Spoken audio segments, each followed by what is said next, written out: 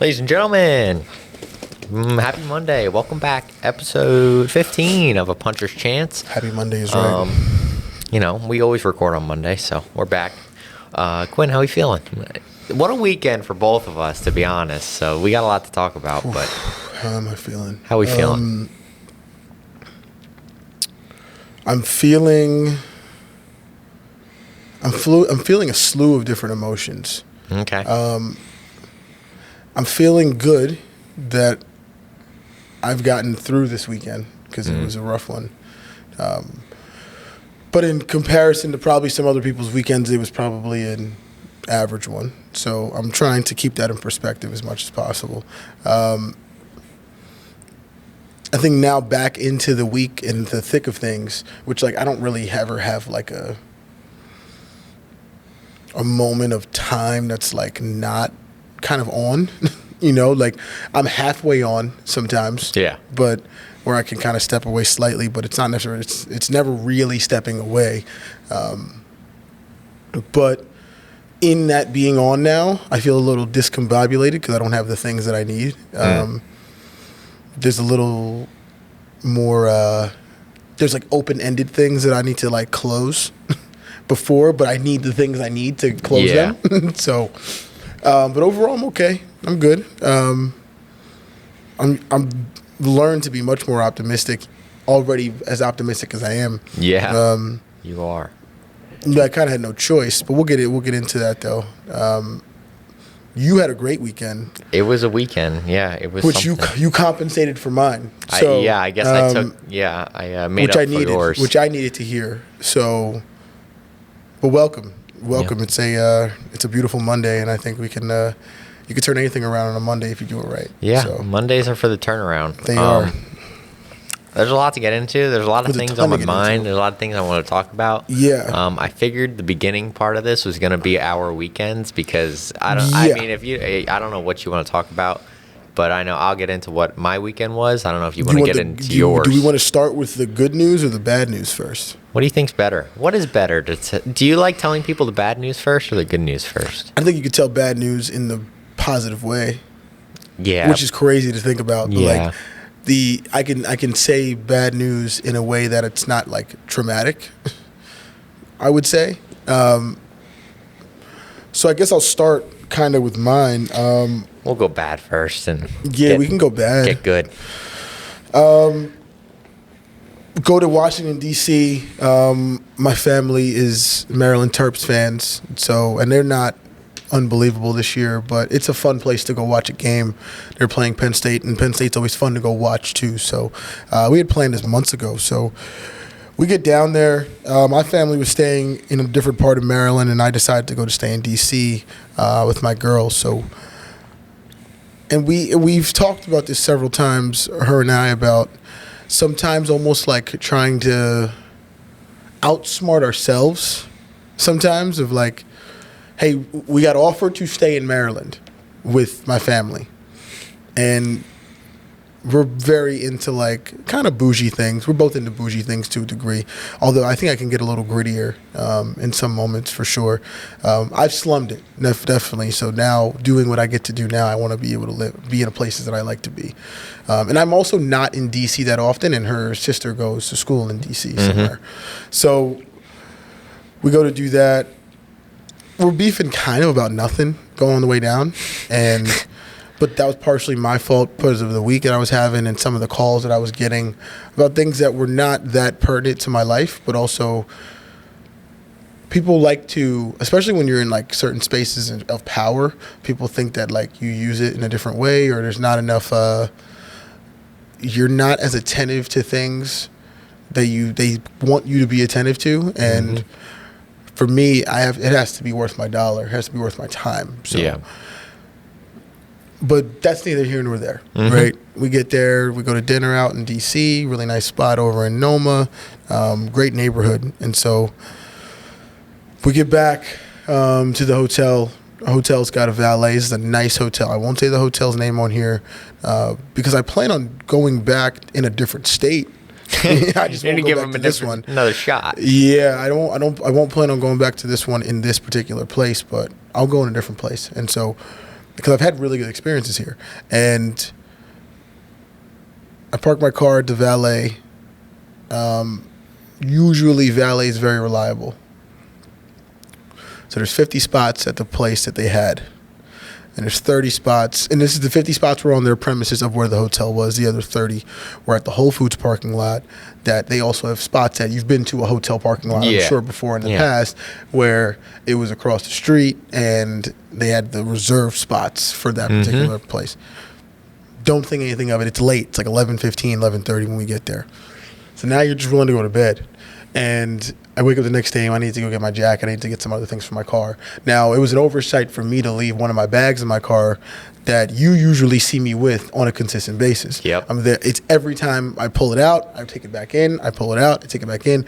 It's just like normal practice for me. And this time I didn't. It was late and I just wasn't attentive to it. But it's not like I've never not done that. Right? It's not like I've never not taken my bag in my car and left it there. And I left it there. I come back. They bring the car around in like around 10 a.m. and completely ransacked. Everything's out of my car. Like everything's out of the glove compartment, the console where I have my coins. Gone, completely gone. My trunk is flipped upside down. And at first, we saw that my girl's jacket was gone, and the coins were gone. And then everything was just kind of flipped upside down. And I was like, okay, like someone definitely broke into my car. Like, how did this happen? And the valet 100% left the car unlocked. No windows were broken or anything, right? No windows were broken. Simple. And the valet guy didn't seem to know what was going on. But they got into my car. This is the same guy that got into my car the night of. The night before. And my car wasn't dirty. Right. And flipped upside down. You know what your car looks like. And I think anybody who's in valet would understand that, like, something looks off if you got into a vehicle and it doesn't look the same. Right. Okay. So now we got to figure this whole process out. We clean the car back up and we don't see anything else. We go get breakfast. I come back. We're about to go to the game. And I look at my car and I'm like, where's my bag? Because I had to go take my medicine. I didn't take my medicine yet that day. And I'm like, okay, this is what they got. They got me now. You know, they got us. And so my bag's gone. Laptop's gone. iPad's gone. My notes for my test in 2 weeks are gone. Oh, no. 80 pages of notes. Oh my god! For my test that you only get to take once a year. So if you do not pass this test, you got to wait till the next November. Yeah. So plus all my business is on on that laptop. Now you get to lock it. People don't. It's a finger tap. It's a fingerprint thing. So like nobody's gonna get in it, but they're gonna wipe it. I mean, obviously they're gonna have it. You just don't have what you need. Correct. I just don't have what I need, and so. That's where the discombobulation comes from a little bit. You feel out of sorts. Like, where am I going to, what's the next thing to do outside of obviously go get a new laptop and go get a new iPad and things like that. And those notes are not really replaceable except I can get them from someone else, but they're mine. So like, it's like, it's hard to study from someone else's stuff. So you know, we'll deal with it. And that whole weekend was just like I don't know, going into Friday, I didn't feel positive for like the first time in a while. And I even said it like in the car too, because there was a couple people who were trying to call me about something that was like gossip, and in like the baseball community, that's just a thing in the baseball community. And I even said it like kind of out loud. I was like, the devil's trying to get me. And this was prior to me getting my car broken into. So it was just like it was a combination of things that got me into that place where I was like, okay, this is these next 2 or 3 days are going to test your willpower. They're going to test your integrity. They're going to test your soul. And I was like, okay, I guess I'm not going to deal with. I guess I'm dealing with this now. And once you get to that place of dealing with it, you don't necessarily feel bad. You just kind of want it to end, right? More than anything, you kind of just want it to like, when's the break going to come and where's the small win? And I spent some time with my family after the game.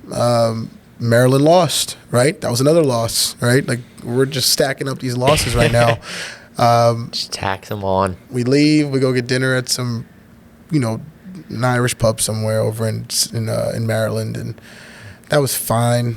I stayed at the hotel that my family was at, which, like, you probably should have stayed there to begin with, but, like, that's hindsight being 2020. Isn't man. it like, crazy that it is?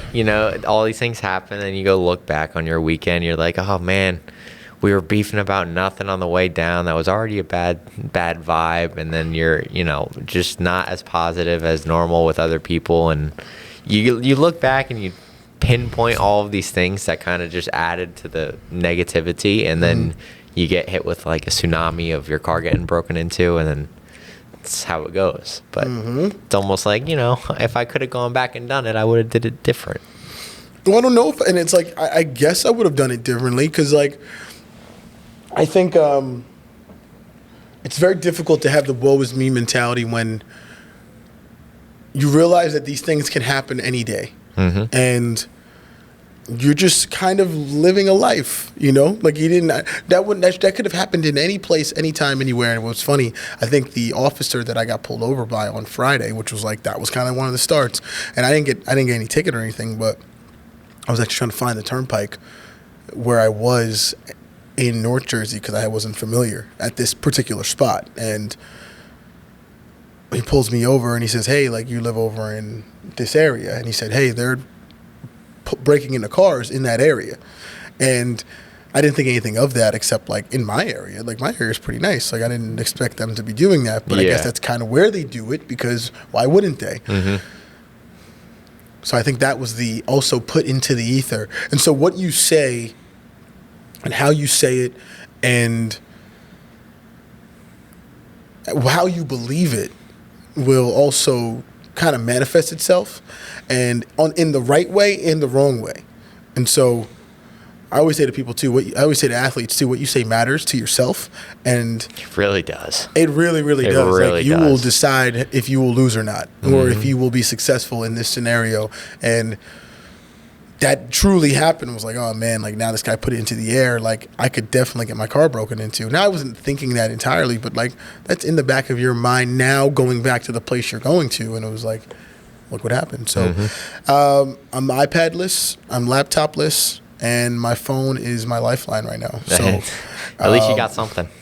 now you can do everything on this thing. I mean, by the grace of God, of course, you can handle pretty much all of life on this phone. But you don't necessarily want to, like, you want to have that separation. I like being able to put my phone down to do some of the things I got to do. But that being said, like, man, you want to be able to handle things the right way. So that was my weekend, man. My weekend was okay. I had Waffle House on my Sunday, which was exactly the win that you needed. You need that. Good people, fast food, just a good environment. Shitty, like, you love that part about Waffle House. You're gonna be all right. Like, you go in there and you just look like you're gonna be okay. They'll take care of you. An all-star special, man. You're gonna be okay after. Yeah, that was one of the culture shocks that's going down to North Carolina, was Waffle House. Right. That was a new one. 3 a.m. Waffle House is a different breed. 3 a.m. Waffle House is absolutely a different breed, and there's some special human beings you'll find in those areas, but it's hard not to. I mean, it's like the food is good, man. It's not good for you. No, it's not good for you, and no one cares. Like, you don't go there unless you're trying to get something that's going to warm the soul. That's just kind of what you're doing. Yeah, you needed a soul warming after what you went through. I needed it. Like, you have no idea. Yep. So, but you compensated for a lot of what I didn't get. I did, which was wins. I did. Yep, for the most part. Break it down. You handle business. Oh, yeah, my mic's out, but if you guys are looking in the camera right now, I'm rocking a double black eye. There you go. It's the bad part about being pasty white. I bruise pretty easily. Yeah. So I'm rocking double black eyes for you guys. There you go. Jiu-jitsu competition yesterday. We talked about it last week on this Monday episode. I had to cut. I weighed in fine. I was hungry. I was thirsty, but it's the cost of playing the game. It is, man. It is the cost of doing business. You pay to play. So I was able to rehydrate. Got got to the tournament, and I had 6 matches potentially on the day if I kept winning, and I did keep winning. It was I had my gi bracket first, and I felt terrible, absolutely horrible. Like, my body has never not worked for me as much as it wasn't working for me. Yeah, there's like a block. It was just not going. I needed it to go, and it just couldn't go. And I felt like I almost threw up like multiple times on the mat. Like, I don't know what it was. I ate fine afterward. I just don't. My body was struggling. So that was crazy because of how well I ended up performing. Yeah. But that was a tough one to overcome. Take me match to match, man. Yeah, so match 1 in the gi. Just kind of getting my bearings. I kind of took a different mindset into this one. Okay. Because my last competition was at the same same organization. Yeah. And I got smoked. I got smoked in 2 straight matches. I got smoked 2 and out. I don't think I scored a point. I got subbed once. Did I get subbed? No, I think I survived, but I got smoked. So I was kind of pissed off about that already. So this time around, I'm like, all right, I'm going in. I'm the best. Nobody's going to beat me. Mm-hmm. Like, I was pretty arrogant about it. Yeah. Because the last comp, my mindset was like, all right, I'm just going to see how I do. So I was like, let's see how this. I think that'd be arrogant with yourself, for sure. Yeah. For sure. And it works. It worked for me. It does work. So I went in a little arrogant. I wanted to see how that mindset would play out for me. First match, hit a nice hip toss. That was kind of the highlight of the match. Got my 2 for the takedown. And then was kind of just going through that match. It was the first match is always the hardest. Like, every single time it's the hardest. Mm-hmm. Just because your body's not really like ready for it yet as much as you think it is. Yeah. But it has to get acclimated. Yeah. So I was just trying to get through that one because I knew it was going to be the worst and my body already felt like garbage. So I got through that one, was trying to pass his guard the whole time, didn't really get past, but got my 2. 1 on points, and I won, but it wasn't anything special. Yeah. Then I kicked it into a gear. I found like my flow state. Yeah. I was scared of my cardio going in because I didn't necessarily. It's not that I didn't prepare well. It's just that I signed up late and I decided late that I was going to compete. So I was always questioning in the back of my head how my cardio was going to be. And matches 2 through 6, no worries about the cardio. Yeah. Match 2. I was down 5. It was 5-0 with about 2 minutes left. And in grappling, you can kind of feel when someone starts to get tired. I'm like, oh, he's done. Like, he wasn't tired. He was dead. Yeah. And I just gassed him out so bad. I'm like, all right, it's time to go. So it's 5-0. In about probably 20 seconds, I go up 7-5. And he's still not moving. Like, he's done. Like, bad. I'm like, all right, let me just keep moving around. So I pushed the pace. I found out my cardio was a lot better than I thought it was. Mm-hmm. Pushed the pace. Was that the one? Yeah. And then he, in transition, he left his arm out, took his arm bar. First submission of the day, first win of the day. That one just kind of locked me in for the rest of the day. Yeah, it's like, all focused. Right, nobody else is beating me today. So that was fun. That was a fun one. Down 5 with like 2 minutes. Match 3. This is my gold medal match for that gi bracket. It was win 3 for gold. Going into it, I saw this guy compete in his semifinal match. He was a heavy wrestler, pretty good at wrestling. So I didn't use too much energy on the wrestling to begin with. I have my go-tos and whatnot, but I knew he would be pretty tough in the wrestling. He grabbed on a single. I did my defense, yada, yada, yada. Did what I do. Ended up on top. Started passing the guard with my normal passes. Again, he left his arm out, and I broke his arm. Oh, so this is the gold medal match. Gold medal match, I broke the guy's arm. Yeah, I broke his arm. And now, was that because of a jiu-jitsu thing, or was he not as well versed in jiu-jitsu versus wrestling, or like in wrestling you don't get yourself into those positions? Well, wrestling, yeah, you're not getting armbarred. So I mean, by blue belt, you should be able to recognize it though. So I don't feel that bad about it. He left his arm out. I grabbed onto it and I started pulling, and I latched on so quick. Like, that was a tight arm bar to begin with. So I was latched on.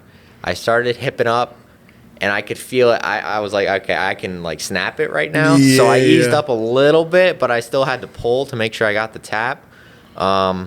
and I feel pop, pop, pop. I'm like, ah. And then he taps. I'm like, oof. I'm like, I'm sorry. And he's like, I'm all right. And then I see him later on, he's got an elbow brace on his arm. I'm like, yikes. But see, like, that to me is like, I think I actually love that. I'm so into that because I feel like that's a part of winning and losing at the highest level. Like, in any sport, I think we take it easy sometimes. Yeah. Now, I think that there's etiquette, but like, I don't think that was an etiquette thing. No. Like, I think that's the price of playing this game here, is that you could break your arm. Yeah, I latched on quick. Armbar was locked out. He fought it a little bit, so he was fighting it, so I kept pulling, but I wasn't going for the break. I was going for just make it tighter and tighter. It just so happened that his arm popped, so I was like, well, that's unfortunate. But I wasn't maliciously trying to break his arm, I promise. No, you got to do it. You have to. It was the gold medal. He would have tried to break yours. He would have tried to break yours. Yeah, he would have tried to break mine. It's kill or be killed. Yeah. So it's got my first gold on the day, and at that point, I was like, all right, let's go get another one because I'm feeling it. So I had a break in between that one. On to Nogi, which is wrestling heavy. First guy was a pretty good wrestler. What did I do to him? Oh, I did my normal takedown. So you got your gold medal. Got my gold medal in the first bracket. Confirmed. Took an arm with me. Took 2 arms with me. Broke one. We need a drop for that. Online. You got to find one. We need a drop. One. Yeah. So moving to my Congratulations, Nogi. man. Oh, thanks. I appreciate it. Yeah. That's sweet. See, those are the wins that, like, if you're not going to get them for yourself, you got to hope everybody else gets it around you. Yeah. Get a win, man. Yeah. I need to hear a win from somebody. Yeah. Yeah. So very nice. That one. So we move into Nogi now. Had a break in between. You like the gi? I'm fresh. I don't know what I like better, to be honest. I don't know. There's more things to do in the gi. Creatively, you're saying, or like? Yeah, but it's a little harder to manipulate because there's so much material stopping you. Yeah. Which is why Nogi. It's not dynamic. Yeah, Nogi, you can kind of get some funky stuff off, but I don't know what I like better. I have fun in both of them. So Nogi going in first match, I'm like, nobody can beat me at this point. Like, I don't care who goes in front of me. I'm starting to feel it in the body, though. I'm like, all right, I need to kind of conserve a little bit. How do you conserve when you start to feel it in events like that? Like, what are the tricks? Well, or should we even say the tricks? I mean, I don't care about the tricks. You guys can do what you want. For me, I'll gas out in wrestling. Like, I like rolling around on the ground. I could do that all day. But the wrestling is where I get pretty tired, which is why I wrestle so much now. Mm-hmm. So when I'm wrestling with the guy in the first match, I wouldn't squeeze as hard. Like collar ties, I'm not really trying to squeeze and flex a lot. And I'm just letting him work. That's kind of my game plan until I found myself and got my groove going. I hit this guy with the takedown. He swept me, which was unfortunate. That was annoying. But then I swept him right back. No, I didn't actually. I lied. So he swept me. I was on the bottom in my full guard, which I actually like being in. There's more attacks. And my long legs, my triangle is the go-to. So I set up my triangle, slapped on a triangle, and that's all she wrote for that one. Yeah, got a triangle in that first no-gi match. Yeah, so I was cruising along. That's match 4. That's match 4. Match 5 is the same guy I went against in match 2 who went up 5-0 on me and then gassed out. So I'm like, all right, this guy, he's coming for some blood right now. He's either coming for some blood or he's still just gassed out because he had a match not too long ago. And I just dominated him that one, like, pretty badly. Yeah. I made it uncompetitive. Yeah. Gassed him out pretty bad again and just racked up points on him. Yeah. And nice. Yeah, didn't get a sub, which was I was looking for the sub because I wanted some, but didn't get it. Won on points.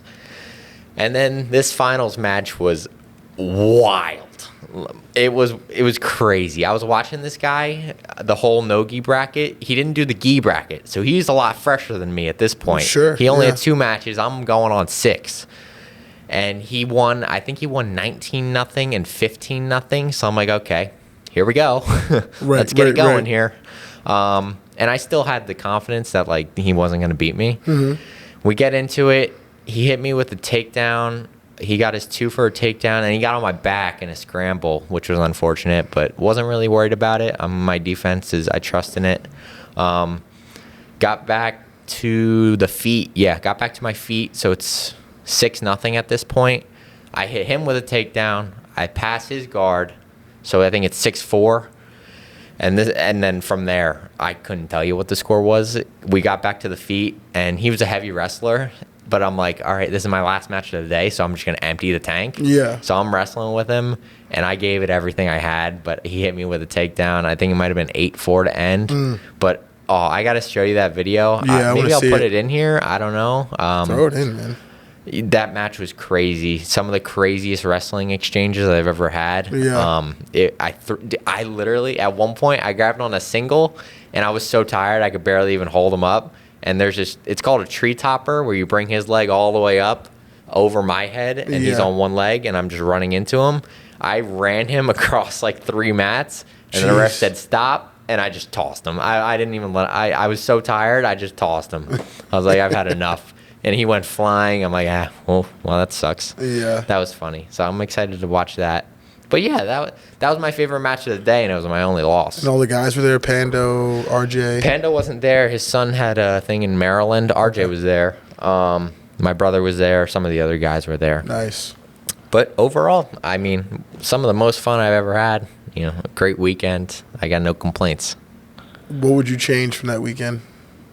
To be honest, really nothing. Like, there's always things you can look back on watching the video, like, sure. I should have done this, but I did everything I said I wanted to do, go for submissions in this one and not really care, and I did that, so, I'm happy. I wish my body would have helped me out a little bit. I don't know what was going on. I just couldn't even function, but I got it done somehow. Yeah. So realistically, nothing. It was a great weekend. That's awesome.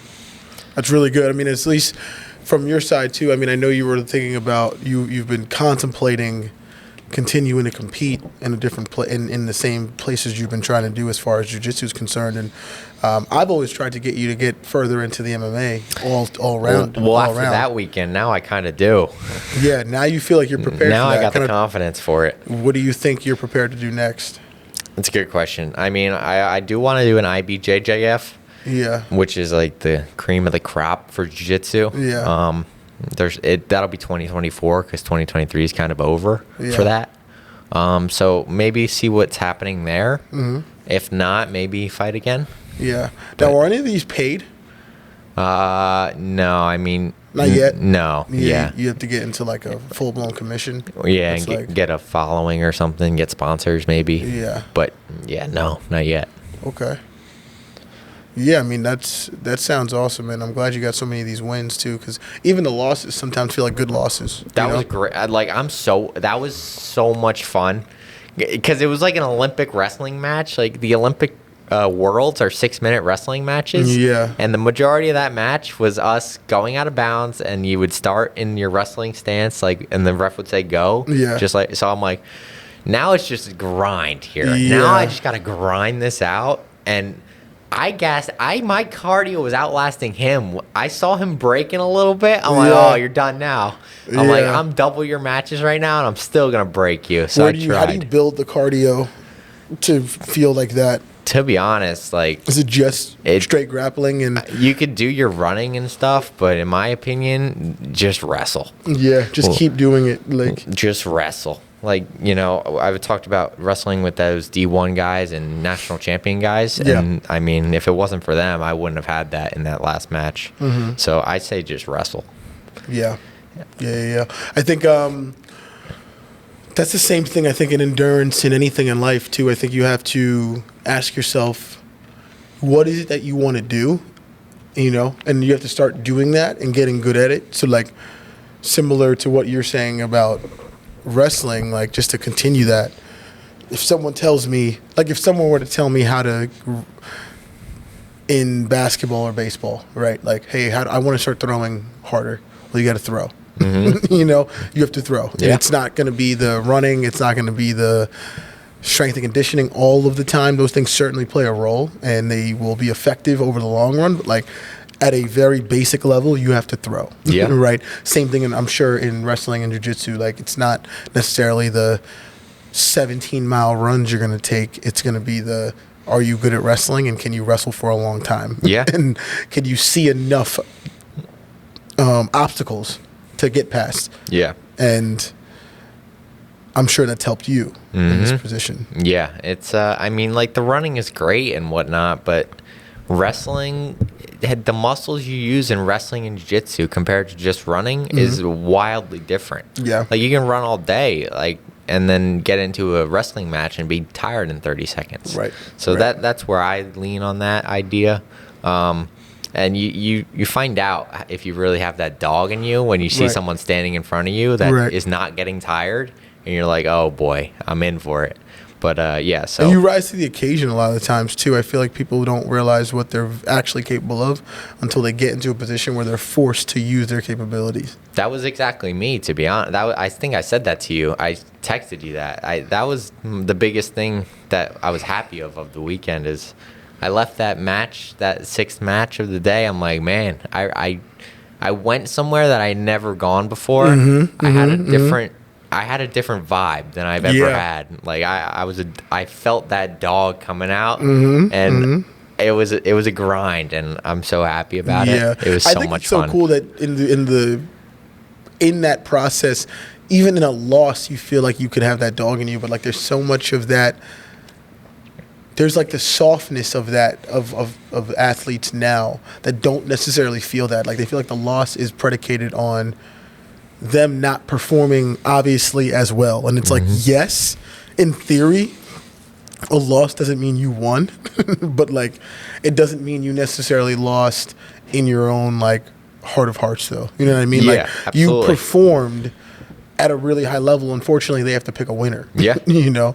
And yeah. So go ahead. Yeah. No, I mean, he just, if he didn't get on my back for those 4 points, I might have won that one. Yeah. Or it would have been tied at that point, maybe. But, I mean, I'm happy with it. The dude won, like, his first two matches, a combined 30-something to nothing. So it's like, that would intimidate some people. But Yeah. I was like, all right, that's a challenge. Let's get it. Let's go. That's awesome. So, great weekend. I'm happy about it. And it always ends pretty amicable in jiu-jitsu and wrestling from what I see. Like it's such a respectable and a humbling sport. Like Yeah. it's another man taking another man down, and it's very it's as combative as you will imagine in any other sport you get into. So it's interesting when you see how respectable the athletes are once it's done. Yeah. I love that. I personally love that in some areas, and I also think that you guys can separate the two. Like you can separate from being a competitor and also being respect the craft. Yeah, it is. It's one of the greatest sports. Like we literally ended that match. Me and him are both hands on our knees, bent over, dying, and our coaches are just we had a whole crowd develop because of our match of just throwing each other around. And then 2 minutes later after that match, we're walking over to the medals table. Yeah. He's showing me something. He asking me about something I did in there. Yeah. And it's just like a respect thing. And Right. you separate the two, and it's so much fun. These are people we got to get on here. I would like that guy. I mean, that guy is awesome. You got to ask him. I'm sure he's got his name on there. You know who he somewhere. looks like? I said it the whole time. He looked like Gordon Ryan. Really? Like like a younger Gordon Ryan, a lot smaller, obviously, because Yeah. But the whole time I couldn't stop thinking about that. I'm like, this is Gordon Ryan. You got to get these guys on here, man. That That would be my thing I would want you to do when you go to these competitions is ask them, like, hey, listen, like, the guys who are good at least. Like, Yeah. even the guys who aren't sometimes. Like, you guys can get on here, too, and talk about your story. I'm here for anybody's story, so Yeah. I'm down. Yeah, but that was my weekend. I'm glad I got some wins to help you out. I know you didn't have a man, great weekend. I need somebody to pick me up, you know? You know what's you crazy? picked us all up. You know what's crazy though is because that like the weekend you texted me about something. I'm not gonna say it, but like I would have never known that like that happened to you because you just don't show it, and it's crazy that all that happened and you're still texting me about what you texted me about, and it's just funny that. I do believe in the element of like moving on sometimes, like understanding what you can control and what you can't control. Like, obviously it stinks and like it's not fun. Like I got to go spend thousands of dollars on the things that I need for myself, and that's just the nature of it, right? It's like again, you put yourself at risk, and it was definitely, like I said, it was an oversight of me keeping my bag in there. But I'll be better next time. You'll be better next time. You got to be. But yeah, it's hard to tell that to somebody in that moment of like, hey, everything's going to be fine, when it's actually happening to you as opposed to that person. So yeah. But yeah, I'm always very solution based. Like, what's the next thing I got to do? And even in those moments, like you could have bugged out. Like, it was easy. It was an easy play to bug out. That's the easy way out. That's 100% the easy way out. It was 100% a shortcut. I could have just tweaked and everybody would have understood. Yeah. But it doesn't help. It wouldn't have helped. So yeah, I just move forward. Try to move forward as much as I can, and just figure out what I could figure out in those particular moments. And if you're honest about what's going on, people will understand. People do understand what's happening. So yeah, you definitely. I can't forget stuff. I can't do that anymore. Can't do it. But it also kind of was weird. Like, I guess going into it, it made me think how much poverty and how much people want in this country.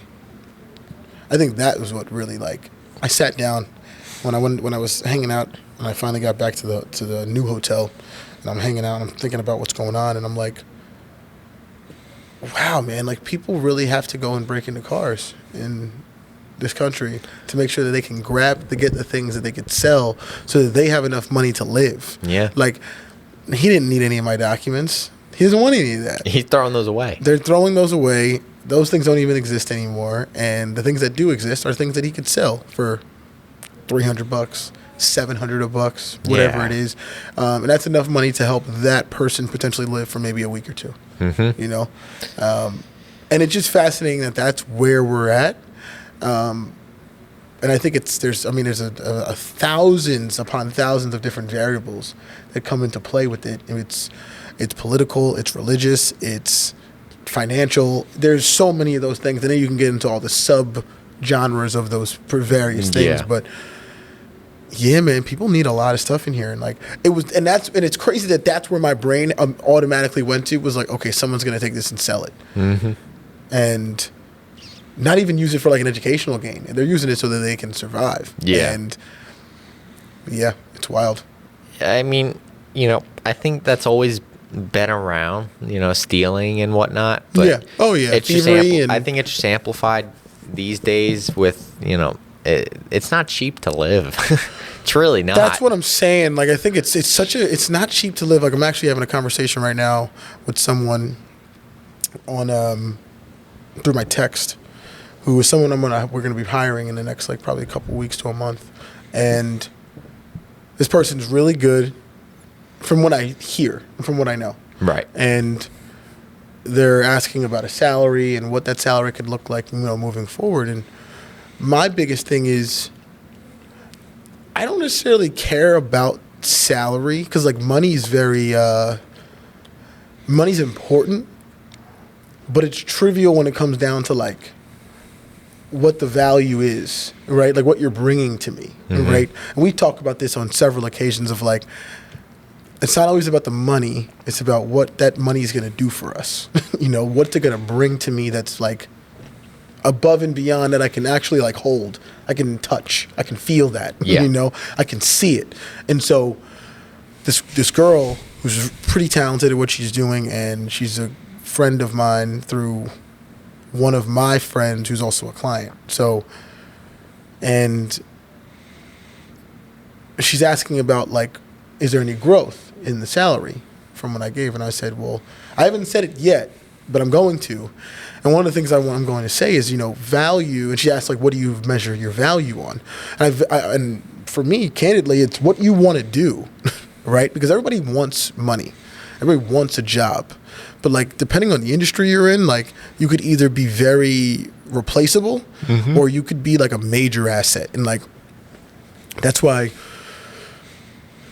it's not necessarily about how much money you think you can get because of what exactly. Like, what is that? What are you going to bring value to? What do you actually want to do in this industry? Yeah. Right? It's not, and that's why I always talk to you about, like, how we can grow this and grow our own content stuff, because, and what's, like, the peak? Right. Like, what are you trying to actually do with this?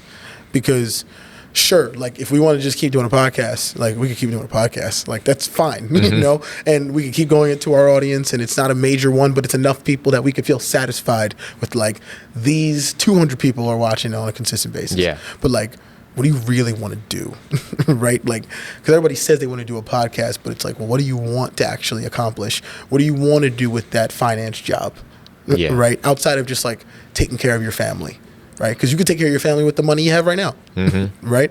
You'd have to budget it more, but when it comes to like asking for more, what's your value outside of like you being able to show me metrics on like, okay, this went from here to here. Well, how'd it go from here to here? Why do you think it went from here to here outside of like the metrics? You know, like just because our followers went up doesn't mean people are subscribing to us from a financial perspective. Right. Right.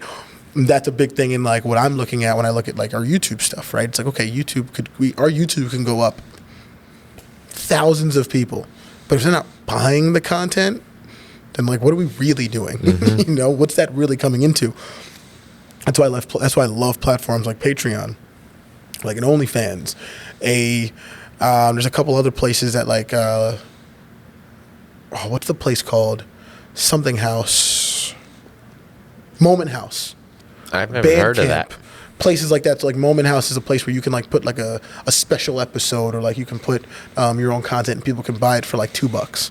And You know, like, you can or do like that on $5. Spotify now, by the way. Exactly. You could do subscriber only, or they gotta pay a monthly. Instagram doing subscribe only. Yeah. Right. And here's where you can get your content. It's same concepts, but people are realizing that like the 0.00001 cent that you're getting on this video doesn't actually mean anything when there's like, I'd rather give our 200 people that watch options to subscribe for us for like $10.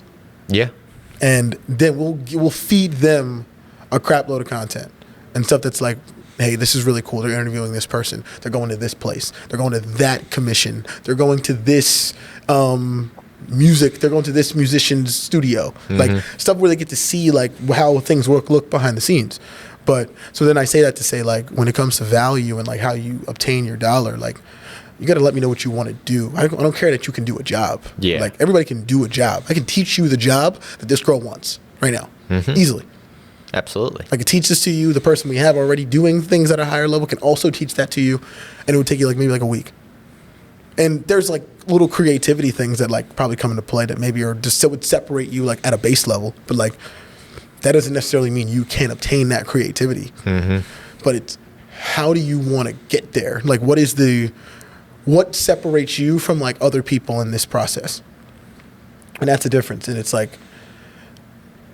you gotta I think people fail at understanding how special you have to be to like make a lot of money. Yeah. Like there's special qualities when it comes to certain industries. Like I think that we've learned clearly that the average person can get into like real estate. They can get into investing. They can do something to make themselves filthy rich to that degree of like, okay, I took my money and I invested it into Walmart, Apple, you know, IBM and S&P. Yeah. You know, and I was smart enough to know like when to take this out, when to put it back in, when to let it sit and let it grow. Like you can do that without any real like, you don't have to be smart. You don't have to be intelligent necessarily to do that. You just have to know timing and circumstance. But in certain industries, like there's special qualities you have to see that like are going to translate more than someone else. Yeah. And that's really what my goal is like to understand about my employees and the people that I want to work here is like, what do you really want to do? Well, one of my people was like, hey, I'm a graphic designer. Well, I want to be a graphic designer for athletes, and I want to do it at a really high level. Okay, now that makes sense. You know, now I totally get what you're trying to do. So now we got to put you in a position to do so. And if we do, and you got to just rise to the occasion. But like, if you just say you want to be a social media director or a social media associate, what does that mean?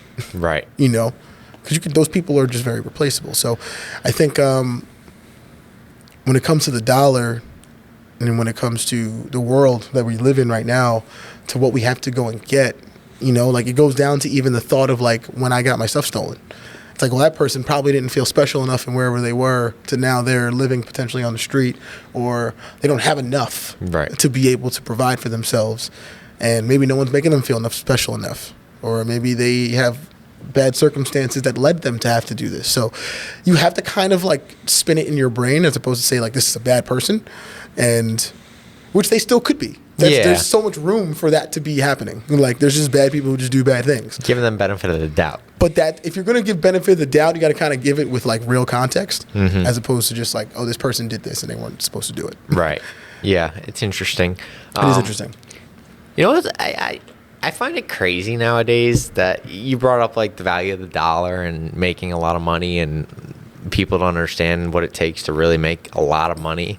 I don't know, what is a lot of money nowadays? Because I'm seeing on TikTok and Instagram reels of these interviews of girls in Miami, and I don't want to, point out the girls, but it's usually the girls. And there's guys living very fluidly when it comes to their financial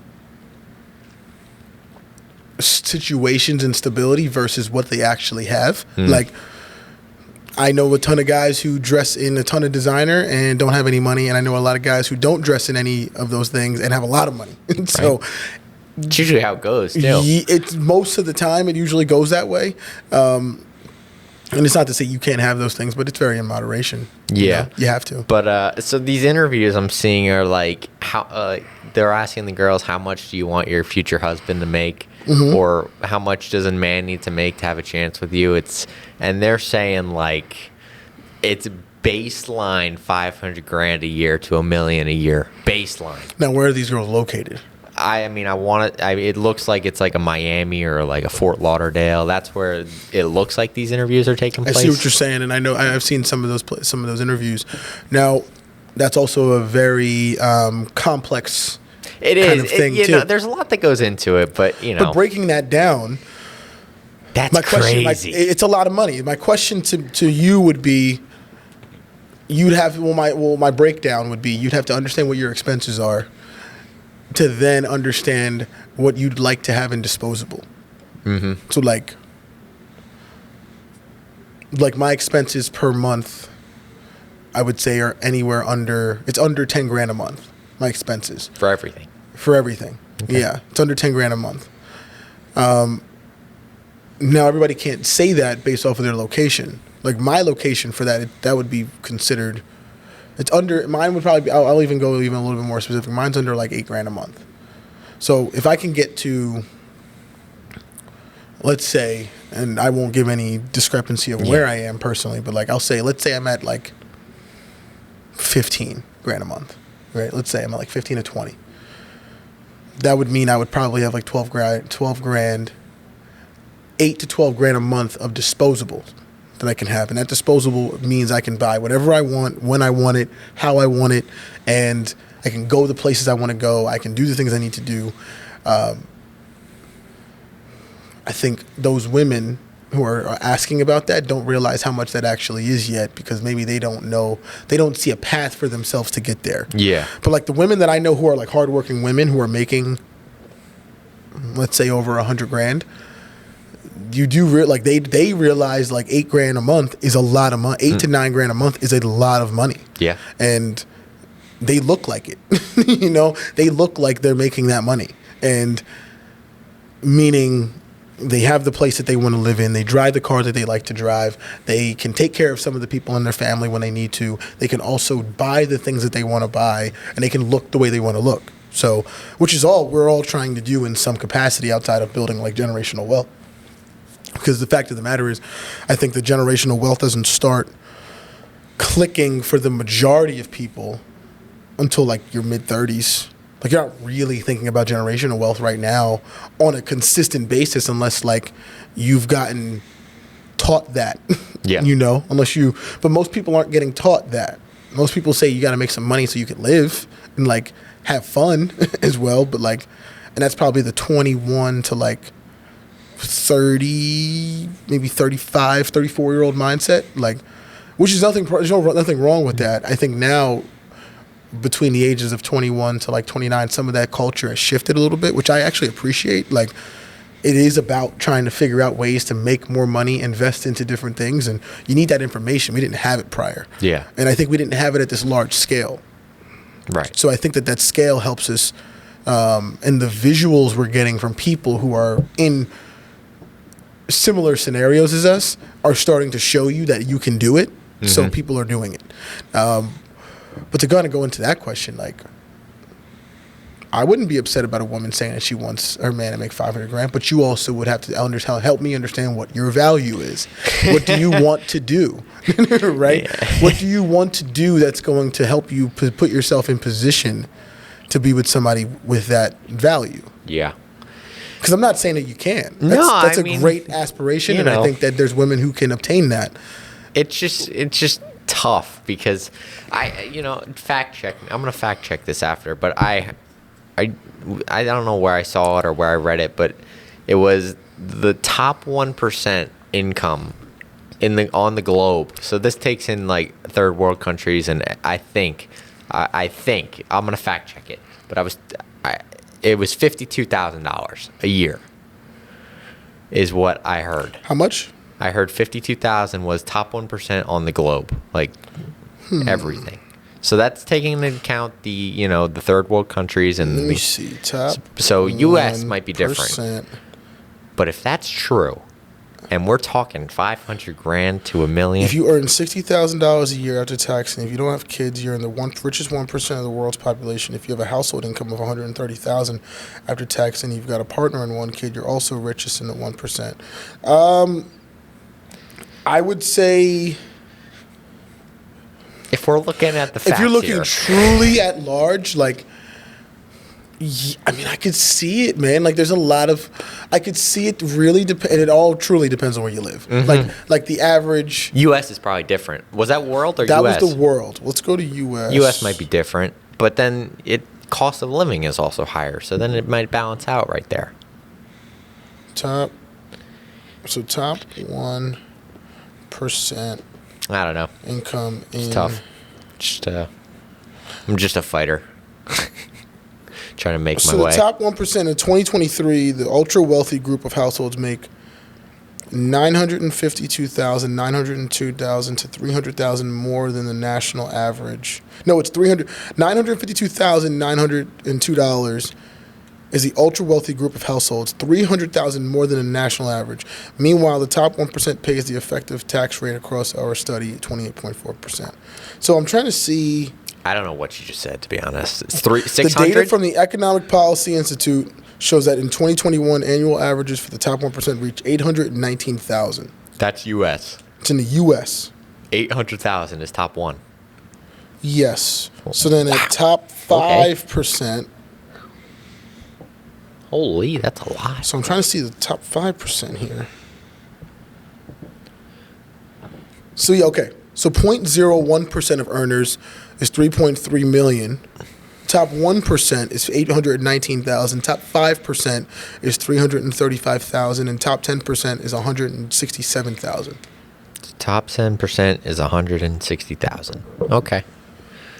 So now, because I do it from a monthly standpoint, right? I think about it monthly. Mm-hmm. Now, if you're taking home that's excellent. So, like, if you're just in the top percent, let's just give it you just got to think about your monthly expenses. So we'll say $167,000 divided by 12. That's take home. So you're at $13,916 a month. Like, dude, there's really not a lot of things. And especially if you live because there's people who make that much money and live fairly modestly. Like, modestly being like they live in a home that's not breaking their bank. They drive cars that aren't breaking their bank, and they do have the money to spend. Especially if you're trying to build which I do like this. I think that I think we're overall, when we start having kids, especially your group, like when I start having kids in the next maybe 5 to 7 years, 5 to 8 years, we're technically going to be richer than a lot of people once you get to that peak success, right? So let's say I'm going to make let's say I get to the point of $300,000, right? My $300,000 can go a farther way because depending on, and this is my personal opinion, I think it can go farther because of where college is going now, right? Like college it's not becoming obsolete. it really depends on your field. Like if I would say, like if I had like a conversation with my child, like, because that's where a lot of your money is starting to go to when it comes to saving, when it comes to helping your child build the next like set of equity. Yeah. Right. So I have to think about like what my mom had to do, like as a single woman.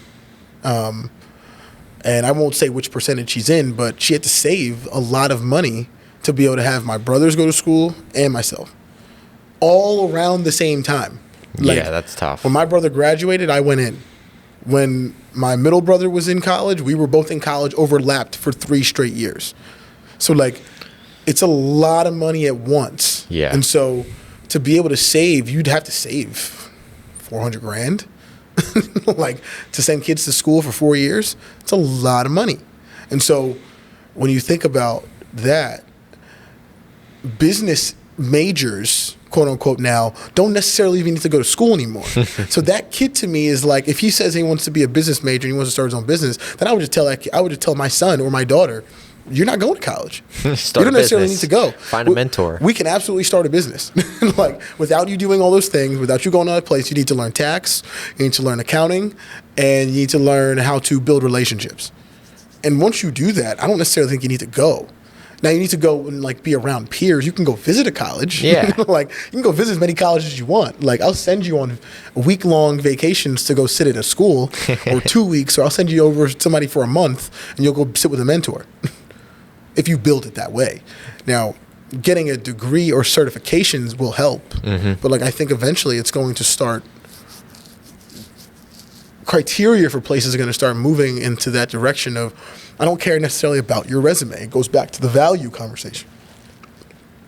A guy who I don't necessarily agree with all the time, but I think the way I always look at people who I don't necessarily agree with, I don't really care about what their opinions are. I more so care about like their business.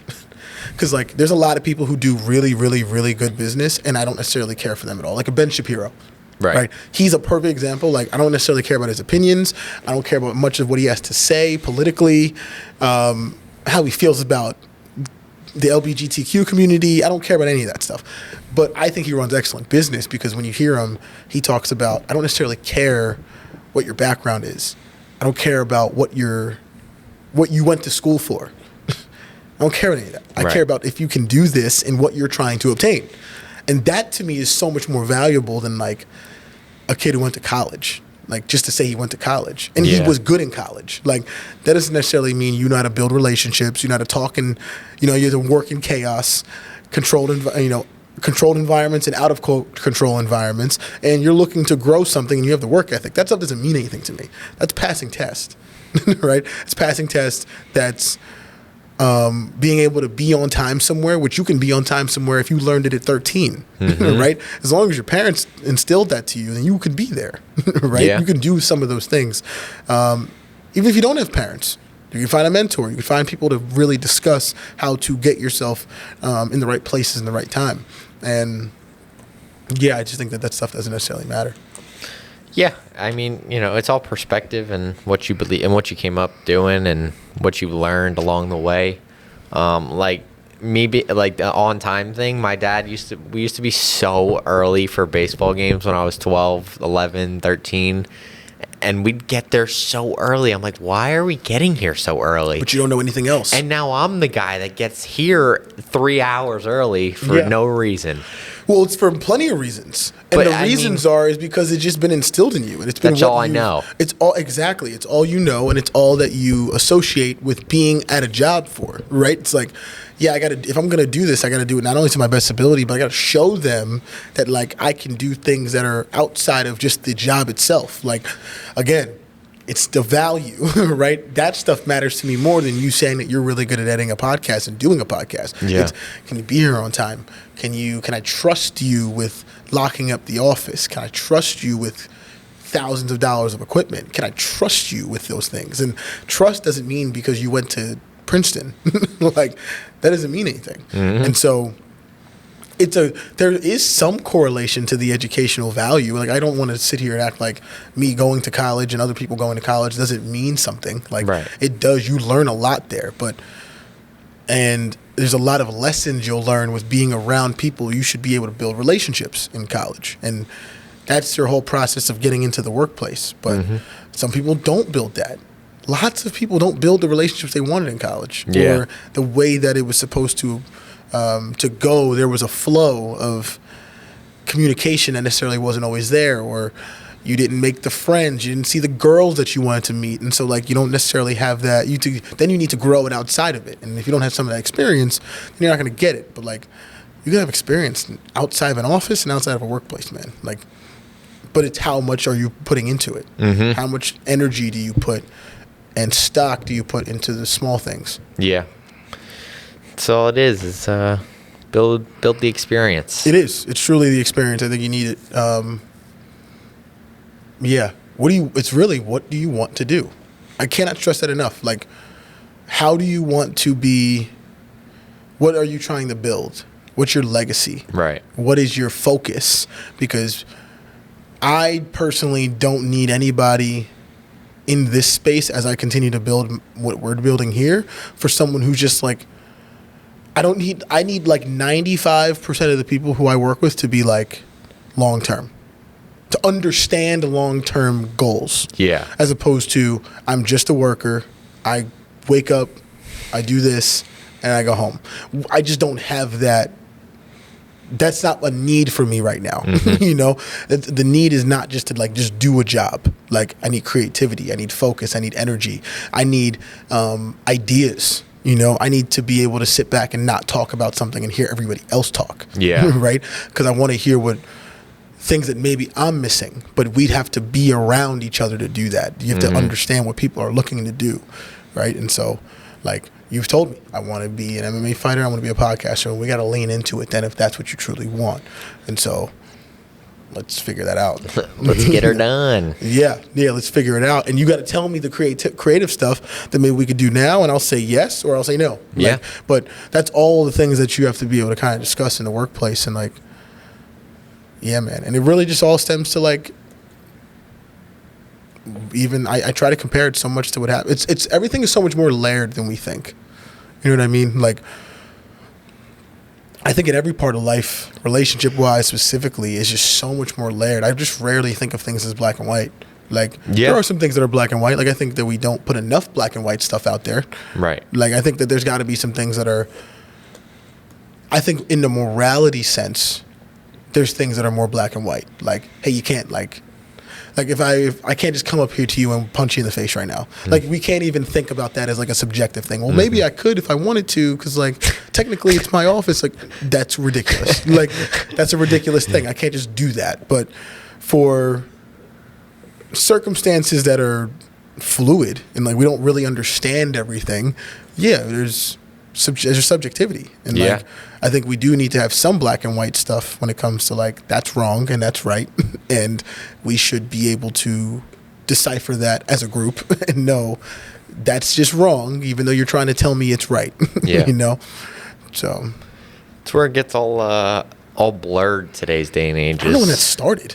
Like, I don't know why that started. Yeah, I mean, people are starting to misunderstand what's right and wrong. And that's where our problems are arising. But yeah, I mean, you know, morally, everybody has their morals, and I guess when they start to get, I don't know if you want to call it saturated or whatever, or mixed in, or I kind of tap out when it comes to some of the moral stuff. Yeah, I try to stay away and just, you know, live by what I think is right and wrong. And morally, when it comes to like how things should necessarily be, quote unquote, like there's some things that like objectively, like things you just can and cannot do. And like once you get into the morality thing of like, and that's what we talk about, loyalty and respect. Like loyalty, I don't really have that many people who are like, I would say are just like quote unquote loyal, right? Like loyalty is something that people have to explain to someone. Like, my loyalty to you is like, doesn't have to be said. Yeah. Like, you've never had to question it. It was like, this is what we're doing. Now, commitment level, we've talked about commitment and respect, is like, that's where I think you earn the respect from someone, is showing that you're committed. Like, if you know that, like, hey, I'm here at this time and I'm going to be here, we got this many podcasts to do this week, like, and that's going to be fun. Some of it's going to be tough, right? Some of it's going to be traveling this place, that place. That's a commitment. And that to me shows people that, like, if we go 4 for 4 this week on podcast. If we go 4 for 4 this week, oh man. I anticipate it's going 4 for 4 this week on podcast. You're gonna already have to. You're never gonna have to question the commitment level.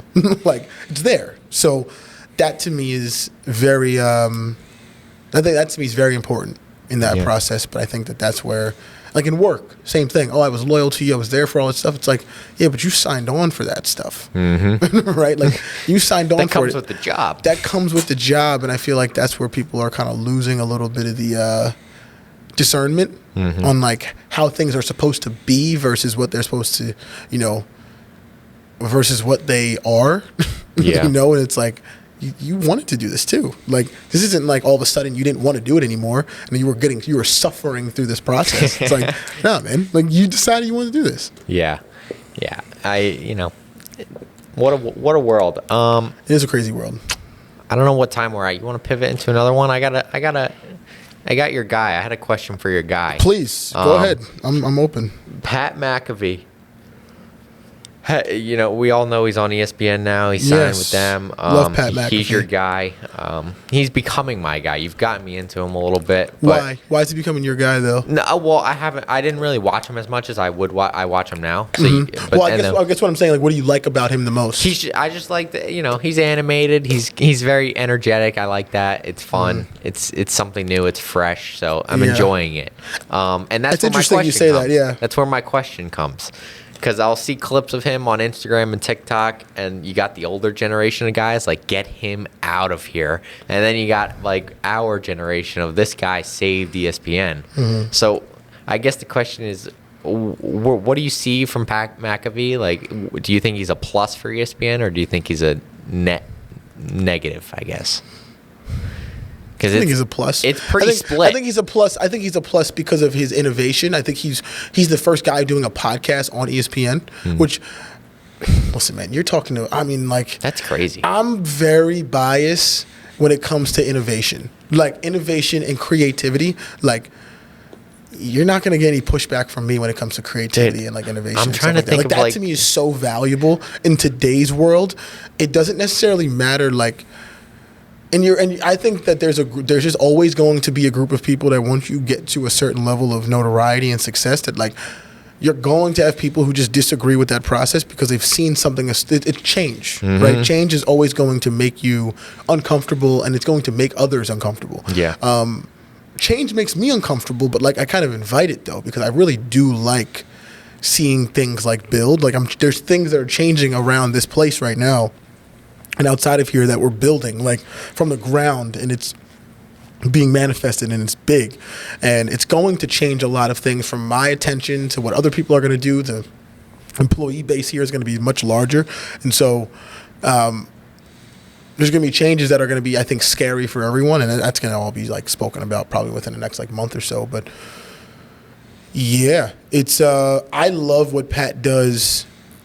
And I think that he's always going to be a net positive, and he's always going to be a plus because he wants to continue to bring a light to the football and to college football too. So like he's doing the first college football red zone. Yeah. Which I think is just like the fact that no one's thought about that yet, and why he's the first guy to bring it. I'm sure that was probably a plan for like a year and say, hey, we're going to get you on here. You're going to be on here for like 3 to 6 months, and then we're going to launch it. And then all of a sudden people are going to be like, holy smokes, like we got the first college football foot red zone, which NFL red zone is like one of the most innovative and creative things that the NFL's ever done. That's one of the coolest things the NFL's ever done. And that to me is what makes Pat so special. And I think that what I like, there's so many other things that I like about him. Obviously he's got unbelievable charisma. The fans love him. I feel like he's a really genuine, authentic guy. I think he genuinely really likes podcasting, which I appreciate. Like, I think that he does like doing his job, and there's times where you come in there and he's probably like, man, like, this is a lot going on. I got to interview 6 to 10 people today, and that becomes probably like, okay, I got to get questions ready, I got to ask. But I think he's just genuinely interested in inquiring about these people, and he was just one of the first people to the train. He's one of the first people on the bandwagon, and he's taken a lot of lumps, like from people, from the the community of people of podcasting. He's a punter, so like he's not like a glamorous position, and he's made that cool like with the for the brand stuff. And I just really enjoy his outlook on life. He's very optimistic, and I think that his just investment into the craft has made it possible. Like, I like people who show me that things are possible. Yeah, like he goes from punter, kicker, goes and does his thing in the WWE. Like, who thought of that? Just let's get Pat McAfee in the WWE, and now he's doing this. That's what I'm dying. I'm dying for this stuff for us. I'm dying to just find that one thing that like nobody has done. We run with it, and it's our thing. That's what I'm saying. We talk about it. I think about it every single day. Like I haven't come up with it yet. I watch videos. I watch clips. I think of new ways, and I think that there's something that you're going to ultimately just have to try. Right? Yeah. Like, and I think that he was willing to try having 6 to 8 people in a studio, building something big, getting FanDuel involved first. Like, one of the first places to do betting with him on his own platform on his podcast. Then everybody else started getting betting platforms on there because it was easy money. But he got the big check. Then he went to ESPN and said, hey, I want you just to be able to fund my podcast, and I'll do it through you. And it's like, it'll be the first podcast as a show that's not only on YouTube, but now it's on ESPN. So people get to see it on a much wider platform when he already had millions of subscribers. Yeah. So, like, I just think that he's very... I can't stress it enough. The innovation, the creativity, the poise that he has from like getting into the ESPN, taking less money, and doing it because he's not doing it for the money. You know what I mean? Like, and obviously he's doing it to gain some value as a check. Like, he's got to eat. You know, everybody's got to eat and everybody's got to live. But he's doing it in such a way that I think is just it's massively creative. And the people who don't love it, there's so many other shows you could watch, man. There's a lot of different shows you could watch. There's a lot of different things, but he's dominating the network, and that's where it's going. And I think he does love the old style of football still, too, and the old style of what ESPN was, but it's hard to kind of break it's hard to tell a guy like that to not be as creative as he can be. ESPN's really, like, I think we're learning about the outlets and how disingenuous some of them are, and how the lack of knowledge that some of them have on particular sports. That being like a Stephen A. Smith talking like MMA. Like, he should be doing that. But like, he's really invested. Stephen A. Smith is really invested in combat sports, which I do believe. I think because he's been a part of the boxing community for a long time. So he has some stain in the game of being able to do it. I think he just needs to get more informed. Right. And I think that some of those guys, even at ESPN, feel like they're starting to branch out and make their own platforms too, because I think they do want to talk more about the things that they want to talk about, as opposed to like having an earpiece in and saying, because in those earpieces, those people are saying, hey, say this. Hey, we got to get out of here in 2 minutes. Hey, make sure you highlight this because we want to get some clicks. We want to go viral right now. And that's it, man. The truth isn't always viral, you know? Amen. It's tough. It's tough to do that. So it's not always cute. It's not always fun to say. It's not always easy to understand, and it's not always going to get you the clicks. But I think that that's what they want, though. And so people like Stephen A., people like a Dan Orlovsky, people like a Ryan Clark have their own platforms to be able to go on and say the things they really want to say, and it's not interfering with their ESPN check. Yeah. So like it's cool. Eventually, I feel like ESPN and those places did need a person like Pat McAfee to be able to bring that podcast space into it. I don't think he's going to be the last guy with a podcast on ESPN. Probably not now. Not this rate. It's a 4-hour show he's got. Yeah, every day, right? Monday to Friday? 20 hours a week he's taking up the airwaves on ESPN. And I think it's great because he gets really good conversations. His things look the same, so it's not like it's a massive difference for his regular audience. Do you ever feel like, and I feel like this all the time, do you ever hate when things become mainstream? Yes and no. I mean, some things deserve to go mainstream I agree. and get the general public on that thing. Yes. And then I believe, I guess you would call it gatekeeping and try and keep things from going mainstream because you want it for yourself and those loyal We need some gatekeeping. Huh? I think we need gatekeeping more often. Oh yeah, you did say We that. talked about You it. said that. I said we need some more gatekeeping. We need some people to not be able to know what's going on. Yeah. And we need some things to stay away from certain people. So yeah, yes and no. I guess it depends on the thing. Like I think Pat McAfee deserved to go mainstream. Mm-hmm. He's just so good at what he does, and you like you said, he's just. You could tell someone's genuine, and he feels like a genuine person that's just doing it because he loves it. It's not like he needs the money. He was an NFL kicker. He made the millions. He did WWE. He made made 9 figures from FanDuel. So you don't need the money. So now it's just he's spending 20 hours a week for ESPN doing what he wants to do, because if he didn't want to do it, he wouldn't have done it. Correct. So, but Correct. I think he deserved to go mainstream. Mm-hmm. And then, there's those other things that maybe it's not that they don't deserve it. It's just maybe they'd be better off staying away from the mainstream, because some things can get, what do you want to call it, watered down, or they can change it drastically to make it worse. Yeah, and I think that watered down aspect is exactly why I always want to try and find new ways to express ourselves and new ways to get really cool things out there. Different style. I think you're starting to see that a little bit now with, like, do you watch like Funny Marco and the girl Funny Marco. Bobby Altoff? I know Bobby. Who's Funny Marco? So Funny Marco's a comedian. I believe he was on, Wild 'N Out, and he has done different styles of content with like rappers, comedians. He did one with Kevin Hart that went crazy. That was like 2 million views, I'm sure now. It's probably been like a week and a half.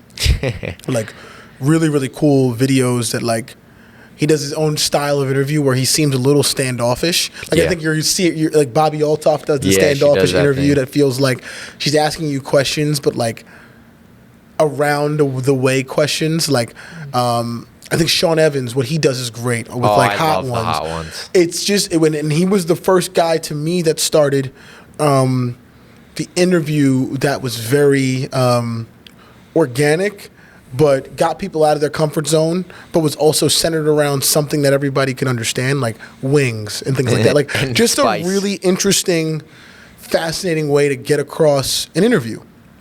It opens people up, and that's what I think everybody's trying to do. Action Bronson has been that person for a long time for me when it comes to like the cooking show and getting people involved in his process. Like I think that's such a cool thing that from the showing his music to then showing him cooking something in the Munchies headquarters to then now doing it at his own headquarters. And he's getting hundreds of thousands of views, if not millions now combined in all of his things. And he's went to Paris, and he's been doing that for like 10, 15 years now. Yeah. So you just create this following of people that know, like when his From Paris with Love content comes out, and like he goes there, he hangs out with one of his friends, Clovis, who goes he's from Paris, and they try different wines, they try different food in these places, and they just respect the culture a little bit. And so like that to me has always been just like what I've gravitated to as far as like creating really interesting content that's like kind of true to you. Yeah. And so we're always trying to like kind of find that next thing. I'm dying to find it, and yeah, I'm gonna find it. I promise I'm gonna find it. It's just gonna be a matter of time. Yeah. And you got to try it. It's trial and error, right? Yeah. It's trial and error. And it's also just like knowing, I think that there's got to be more of a way. And I'm going to say, I feel like Reddit's that place where you could just get like a ton of market research. I've been on Reddit looking for ideas. I've looked up ideas. Like I've typed in podcast stuff. Yeah, and I think we're not big enough yet to get the market research. That's why, again, guys, like, view, subscribe. We need you guys to comment on things. If you believe in us, we appreciate you. And yes, please we love share you guys. it. We appreciate you. And with that, comment, text me, call me. You guys, the people who have been supporting this, we love you guys. We appreciate it. But that being said, we need you to comment and tell us what's going on. What do you want to see? What DM are things that are Instagram, interesting to you? DM on Instagram, DM on Twitter. I check anything and everything. I really want to hear ideas. I have some ideas, which, it might take a little bit of time to develop. But this is great. Like, I love sitting down and talking to people, especially when it's just like genuine conversation. But I really like the idea of expressing and doing something different and doing that Hot Ones-esque where it's two things at once almost. Yeah. I think what I like is that I know how. We talked about this with Vega. I understand. And I think a lot of people don't get this too from like real behind the scenes stuff. People don't understand what it takes and what things are going on mentally, physically, emotionally, and spiritually behind getting to like this spot. Right? Like it all seems fun and it all seems great, but like there's so many things that happen behind the scenes to even get there. Like, Yeah, just getting here. And that will also be able to help you express not only what's going on personally, but you can create some vulnerability around it. And I think for people that I think we admire, musicians, athletes, you talk about with the Marines, the guys you want to talk to in that, jiu-jitsu athletes, MMA fighters, to baseball players, to football players, to executives. Like, I think what I want is to be able to get them in the most vulnerable positions to express themselves. Yeah. And I think that it's almost like you can't even put a price on that when you get that access. And there's so many different styles of ways to get that, but you want to get it in a way where it's visually pleasing. Yeah. And because some of it's not always necessarily the information. I'm not always looking for necessarily the information, but I'm looking for like the tendencies, the psychology behind it all. Like, how does this make this person feel? What are their mannerisms around it? We watched some of the other video with Georgia Smith in here. Yep. And like you could see them getting like when she's holding like the side of the table, and like when she's just like when she's talking to someone and just she's looking out of a window and stuff like that, where it's like it's more than just the visual. It's more of like, this makes you feel potentially how you may be feeling in some of these moments. And when you're thinking about like the next thing, when you're thinking about, okay, how are we going to make this, how are we going to get ourselves to the next level, right? And you just find people in a really cool spot. Yeah, it was fun to go back on that one with Vega, because when you're in the conversation, you're there, but it's almost like you're on the next thing while also hearing them. And it took me to go back and I watched that whole thing again and realized like he was spitting gems. Yeah, he said some things. True gems. He said some high level stuff. And it took for it to be published and live so that everybody else can see, for me to see that. And that's why I'm so excited about podcasting and being able to be on a camera with microphones, is that I can go back and realize that a lot of things were said that I might have missed the first time. Right. So that's what gets me going, and that's why I'm excited for all these people. For sure. And hopefully we go 4 for 4 this week. I think we will go 4 for 4. What else you got going on this week? I'm recovering. My body's You're recovering. hurting. I'm gonna figure out a laptop. You're recovering. And I'm an recovering. iPad, and any other electronics that I may need. So, if Brennan was here, we could talk about Fortnite. By the way, did you ever play Fortnite? I've not, but I heard they're doing some turning back the clock on some of the changes. Yeah, they went back on the early seasons, like when it was peak Fortnite, and I think I just saw it on Instagram. They had 44 million users. Wow. Over the weekend. That's incredible. So they're doing their thing. So Fortnite is back. It's so back. I'm playing. Okay. So I might have to hit up Brennan. Now, are we going to stream on here one day? We should try and do it. I don't know how we're going to do it, but we can develop an idea for it. Oh, it's easy. I think the stream's easy. We get it going on this TV right here. We'll get the camera set up. I think it's nice. We can get it going. That'd be something. I think that would be a lot of fun for you. Yeah, but Fortnite's back. So I'll be playing Fortnite. I'll be editing podcasts. If we're going 4 for 4, I got a lot of editing. We're going to be editing. We're going to be rolling and 4 for 4 this week. We keep rolling. But that's all I got for the day. You got anything else? I'm good, man. I'm good. I got to go get my life together. That's been another episode of A Puncher's Chance. Episode like, 15. subscribe. Yep, like, comment, subscribe. Let us know ideas, topics, please. DM, comment. I really want to hear them. I also want to do like a mailbag soon of like anybody who wants to send us something and say, hey, let's talk about this. Ask us a question so we could talk about it on air. Let's do it. We'll see you guys in the next episode. Peace.